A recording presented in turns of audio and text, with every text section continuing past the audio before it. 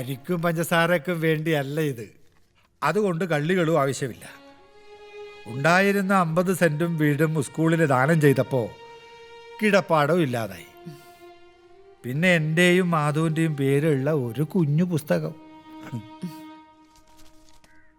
ഇത് കണ്ടോ? ഒട്ടും ആഗ്രഹിക്കാതെ ജീവിതത്തിൽ ചെയ്ത ഒരേ ഒരു കാര്യം. എൻ്റെ മോൻ എനിക്ക് അയക്കുന്ന 1000ങ്ങളും 10,000ങ്ങളും അടയിരിക്കുന്ന ചെക്ക്. എനിക്കാവശ്യമില്ലാത്ത എൻ്റെ പേരിലുള്ള പണം. ആ അതൊക്കെ പോട്ടെ. ഡോക്ടറെ കാണാൻ പോയിട്ട് അവിടെ ചെന്നില്ലെന്ന് അച്ചായൻ പറഞ്ഞു. കണ്ടില്ല, പകരം ഒരു കണിയാനെ കണ്ടു. ഈ വരുന്ന ധനുവില് ഉണ്ണിക്ക് 35 തികയും. അവന്റെ വിവാഹം, കുടുംബം, ഒരച്ഛൻ്റെ ആദി. പിന്നെ കവിട് നിർത്തിയാലെങ്കിലും അവനെ ഒന്ന് കാണാൻ കഴിയുമോ എന്ന് അന്വേഷണവും.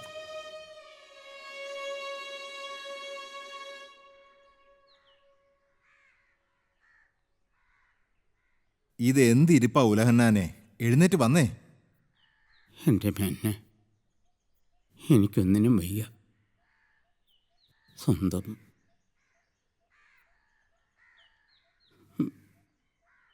കൂടപ്പിറപ്പിന് ഒരാളാ കിടക്കണത് എന്ന് പറഞ്ഞാൽ എങ്ങനെയാ? കാര്യങ്ങളൊക്കെ നീക്കണ്ടേ? നാട്ടുകാരൊക്കെ ഓരോന്ന് ചോദിച്ചു തുടങ്ങി. നാട്ടുകാർക്ക് എന്താ ഇവിടെ കാര്യം? അത്യാവശ്യമുള്ളവരോടൊക്കെ പോവാൻ പറഞ്ഞേക്ക്. ആരെയും നിർബന്ധിച്ചില്ലല്ലോ. അച്ഛൻ്റെ മകൻ ഉണ്ണി വരുന്നാ പറഞ്ഞത്. അതുവരെ കാത്തിരുന്നേ പറ്റൂ. ഇപ്പോഴെങ്കിലും ഉണ്ണിക്ക് വരാൻ തോന്നിയല്ലോ. എങ്കിൽ ഇതുവരെ എത്തിയെന്നൊന്ന് വിളിച്ചു ചോദിച്ചാലോ? മെയിലിലൂടെയോ ഉണ്ണിയുമായിട്ട് ബന്ധപ്പെട്ടത്? വരാന്ന് കുറിച്ചിട്ടിരുന്നു. അല്പനേരം കൂടെ വെയിറ്റ് ചെയ്യാല്ലേ? അതല്ലേ നല്ലത്. അത് മതി, ഞാൻ പറഞ്ഞെന്നേ ഉള്ളൂ. അച്ഛൻ്റെ ആഗ്രഹമാണത്. ഉണ്ണി തന്നെ ചടങ്ങ് ചെയ്യണമെന്ന്. അതില്ലാതായിക്കൂടാ. മതി, ഇനി ഉണ്ണിമോൻ എത്തിയിട്ട് മതി.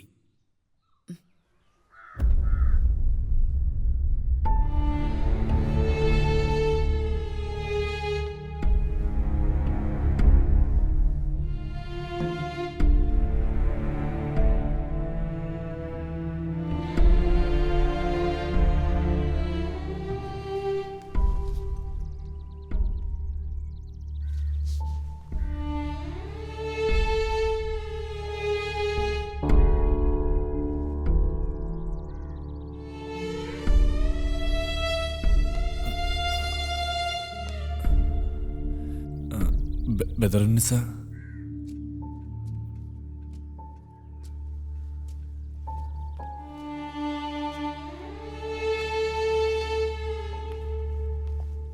ബദറിനെ കാണാൻ വന്നതാ.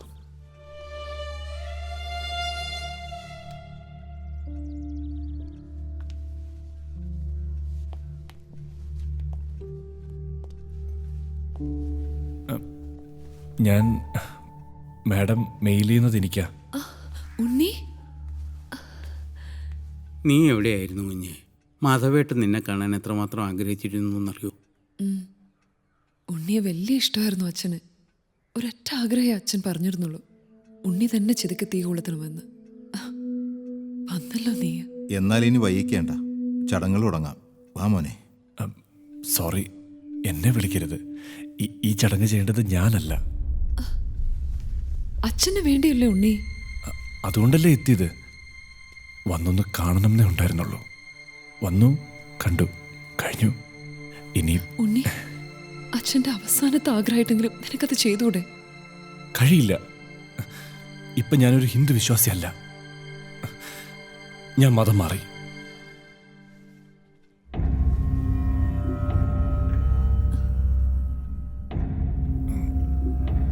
എൻ്റെ ഭാര്യയാണ്.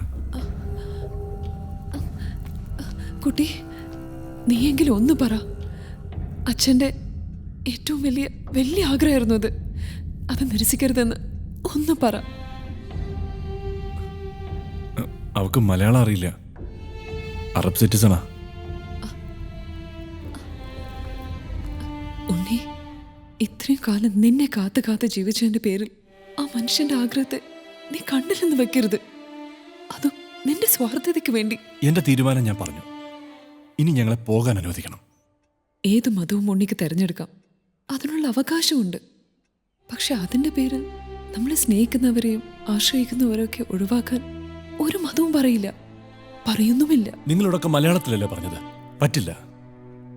മറ്റൊരു മതസ്ഥനായതുകൊണ്ട് എനിക്ക് ഈ ചടങ്ങിലൊന്നും വിശ്വാസമില്ല.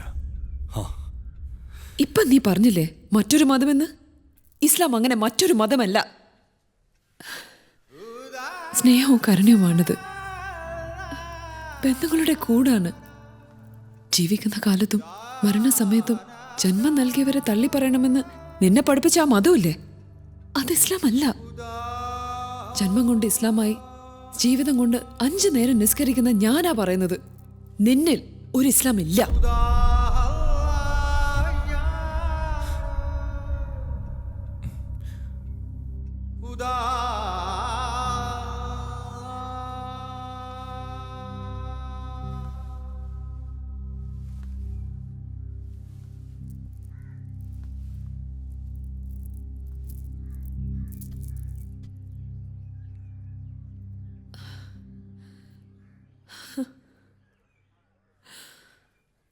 മേനോ ചേട്ടാ, അവനോടും അവന്റെ ബീവിയോടും ഇറങ്ങി പോവാൻ പറ.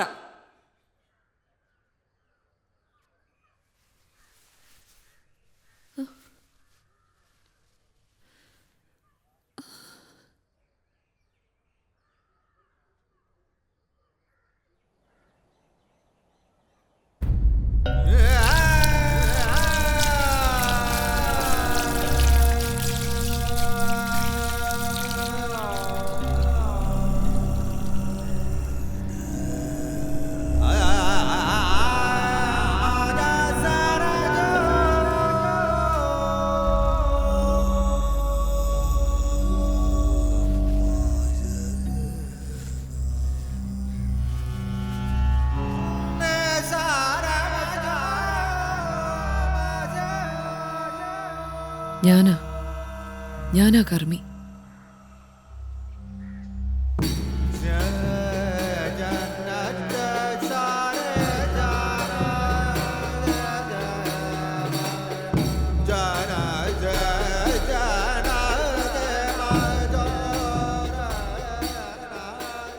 ഇതാ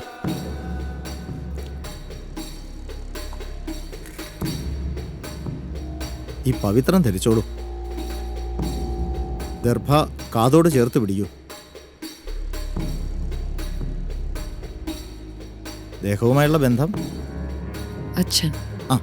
അച്ഛനെ മനസ്സിൽ സങ്കല്പിച്ച് നിന്നോളൂ. ലോകം വിട്ട് പരലോകപ്രാപ്തനായ മാധവൻ നായർ നാമധേയസ്യ ഭൂമിദാനാർത്ഥം വിധം